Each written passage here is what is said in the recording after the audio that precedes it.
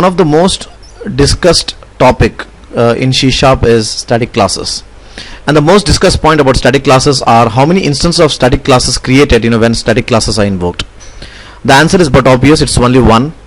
So irrespective of how many clients are calling the static classes, right, static class, only one instance of the object is created. So in this video what we'll do is we'll try to solidify this principle, and let's practically see how many instances of static classes actually exist in memory. So what we're going to do is, you can see on your video, we have created actually a very simple console application, and I have named this console application as I will prove static classes have one instance. So let me go and just press enter over here, and let's actually see practically that only one instance of static class actually exists in memory. So there's our console application. So let's go ahead and create a simple static class in this console application here. So let's type public static. So static is a keyword by which we can create the static class, and I'm going to name this class as my class here. Okay, so there's my class created. We need to actually give the class keyword there. So public static class my class, right? Now what we'll do in this static class is we'll go ahead and create a simple constructor here. Okay, so let me go ahead and create a constructor here called as public my class, and let me compile this. Now this will show up an error. Why? Because everything inside a static class should be static. So it's either constructor, it's either methods, it's either variables or anything. So you can see that it's saying that the constructor should be static. Okay, so let me go and correct my defect or correct my errors over here. So I'm going to just say okay, public static, right? Now again it should show me errors. Why? Because by default the static classes constructors are always public, so you don't need to specify modifiers that are saying private, public or something. So we need to go and delete that public keyword which is assigned to the constructor. Now let's go and build. Everything should be fine, right? Now what we'll do is let's go and call this static class inside the static void main. Now in order to invoke this class, right, we need some functions and some methods here. So let's go ahead and create a method in the my class. Let's call this method as some method.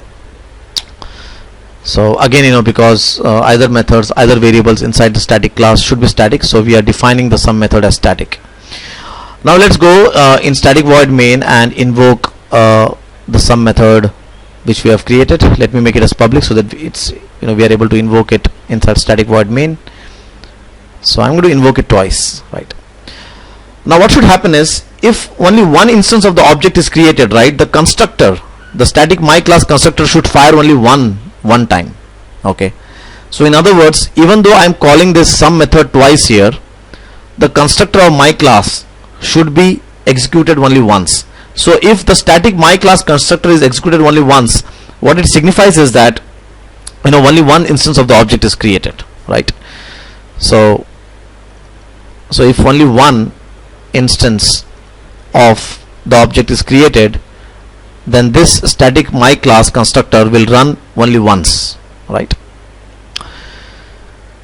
So constructor should run once.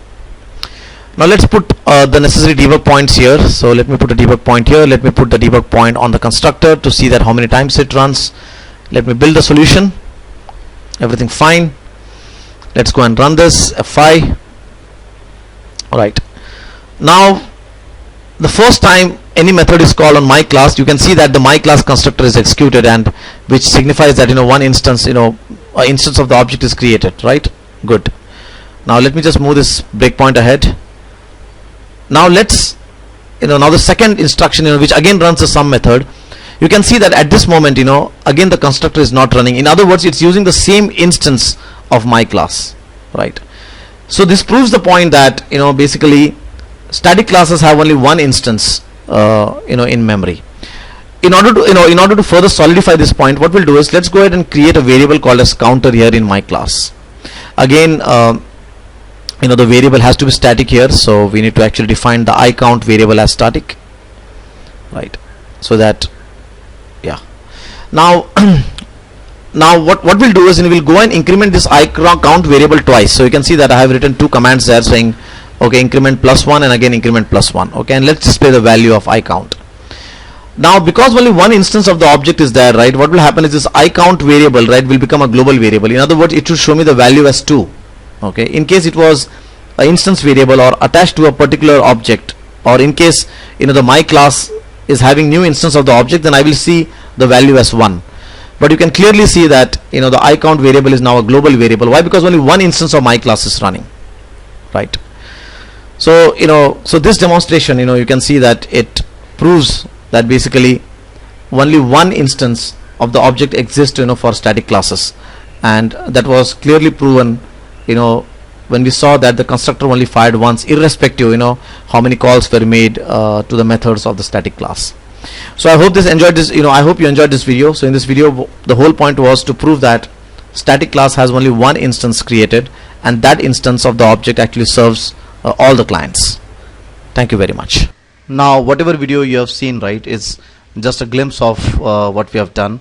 So in case you are interested in our video package, you can go to our site, that is www.questmon.com. You can call on this number and you can ask the complete DVD package what we have. So in this DVD package, what we have done is basically we have covered almost everything what a .NET developer wants. So right from basics of ASP.NET, object-oriented programming, SQL Server, to new technologies like WCF, Silverlight, Link, Azure, Entity Framework. We also have UML, architecture, estimation, project management. There is a complete invoicing project end-to-end which is covered, so that you can get a better feel of how to actually create projects in a systematic manner. We have covered server products, both for SharePoint 2007 as well as for 2010.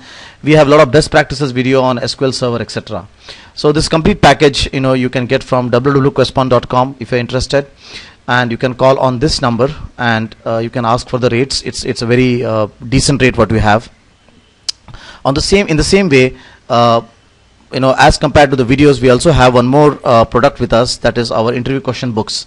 So we have different kinds of interview question books, right from .NET interview questions to SQL Server interview questions, SharePoint interview questions, BizTalk interview questions, etc. So in case you are interested in the books part, you can call on these numbers as per your location. So you can see these numbers on the board at this moment.